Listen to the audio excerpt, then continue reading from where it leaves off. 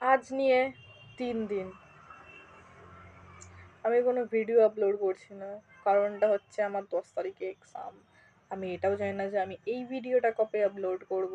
তাই জন্য আমি ডেটটা বলে দিলাম যে 10 তারিখে। এতটা জানি আমি 10 তারিখের আগেই আপলোড করব।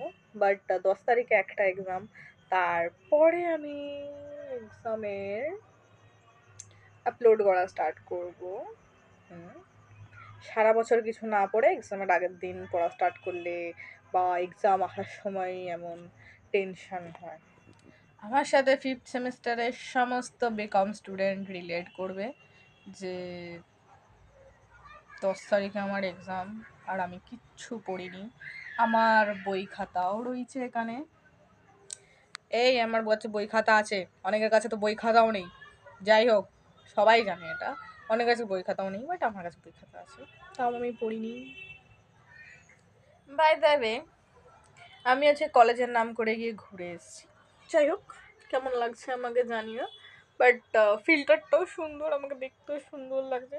কিন্তু এত কিছুর মধ্যে সব থেকে বড় কথা, আমার এক্সাম, আমার কিচ্ছু পড়া হয়নি। আর আমি সেটা নির্লজ্জের মতো ইউটিউবে এসে বলছি। আমি একদম বলবো না হ্যাশট্যাগ জেনজি, কারণ I don't like Gen Z things.